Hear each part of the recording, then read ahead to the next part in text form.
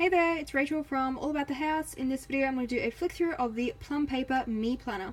So you'll notice that my planner looks a little different to the Plum Paper normally does, i.e. the binding. So normally you get spiral binding with the Plum Paper, but I decided that I wanted to arc it, so I had them just send me the pages unpunched, and then I got my arc disc-bound punch out, and then I added it to all the discs. So now I can add or remove pages as I please, and basically it's a reusable notebook now. I don't have to keep pages in here that I don't need anymore. I can just take them out and rearrange them, which is one of the reasons why I love using disc-bound systems moreover than any other type of binding for planners. So the Plum Paper Me Planner has the usual stuff that all their planners do, including a laminated cover, the cardstock cover which you can personalize, the This Belongs To page, dates at a glance for the current year and the following year, special dates pages, ideas, plans, goals that you can use for anything.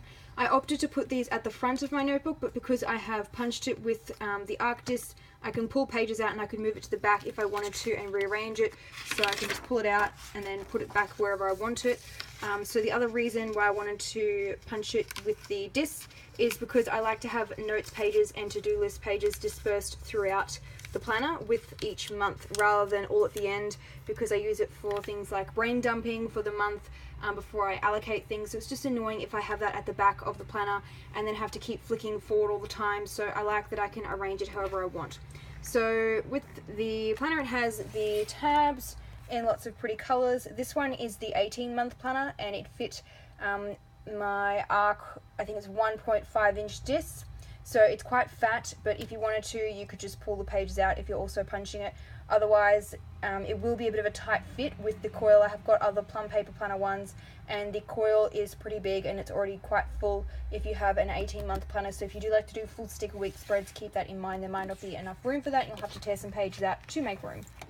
So the dividers are like a thin cardstock that you can still write on because they have the monthly planning page on the back. I really like the monthly planning page in the Plum Paper, your 3 goals. I'm a big fan of doing like top 3 for monthly and weekly planning, birthdays, events, things to remember, and then 2 boxes down the bottom here that you can use for anything that you like. So this is the same monthly layout that comes with all of their planners, a lined notes page for the month, and then the 2-page calendar. So one thing that I do not like about the Plum Paper planners is that they split the boxes in 2.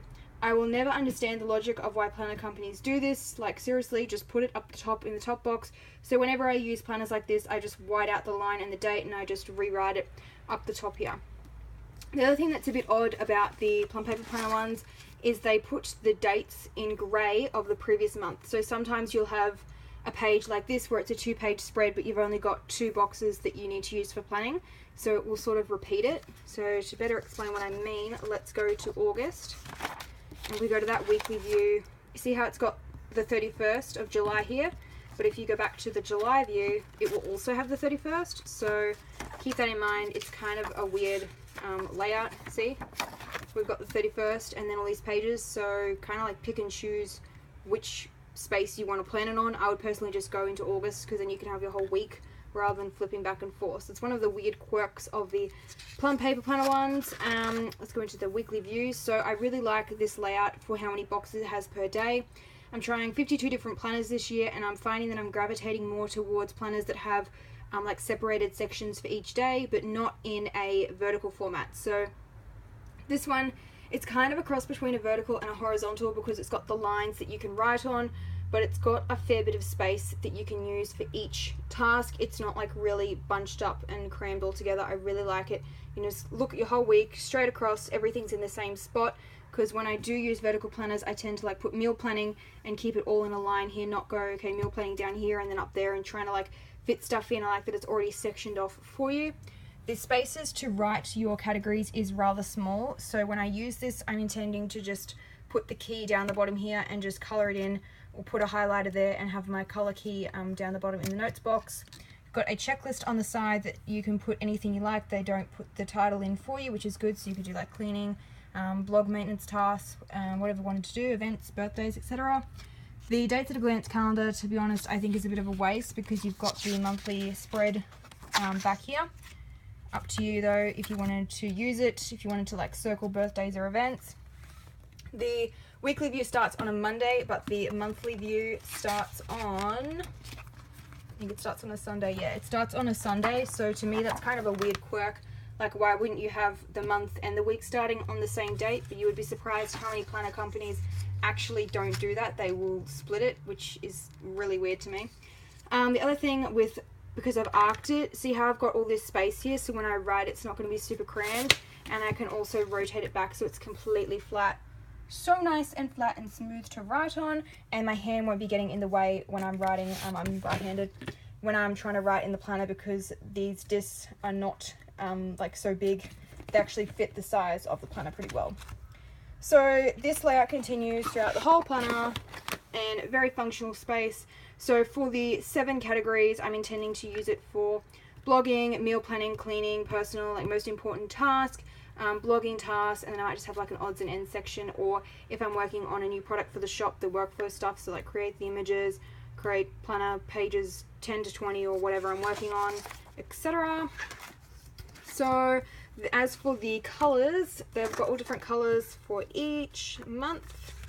Show you a couple of them. Pretty mint, a nice darker mint, quite like that. The purple on their planner is quite dark, so if you do write titles up the top here or anything over the top of it, it's going to be a bit hard to see. This dark purple especially is quite bad, so if you write something here, it's going to be really hard to see it. So if you do want to put a title here, I recommend using the Sakura pens. They have white ones which work really well over dark colors like this or black, and they're also really good for covering up mistakes.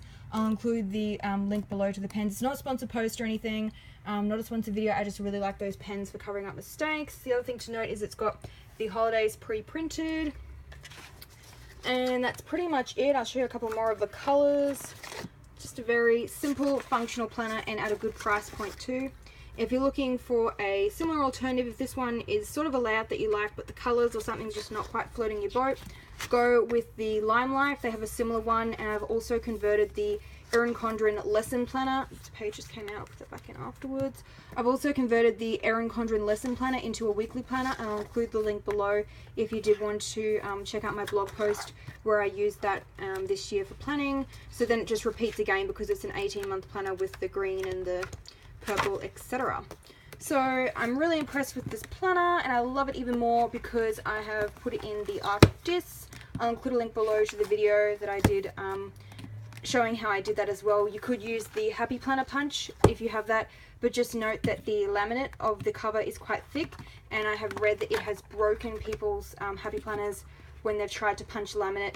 The arc punch didn't sound the greatest when I used it on the laminate, but it didn't break, and I've done like 6 or 7 of these notebooks in the discs now, so I'm pretty happy with how the arc punch works, and that's what I will be sticking with. Just something to note if you're trying to decide between the cheaper version, i.e. the Happy Planner, or the more expensive arc planner. So I hope you found this video helpful. I'll include those links below, and don't forget to subscribe to my YouTube channel for more planner videos, and there'll also be a link to the free printables library below as well. Thanks for watching, bye!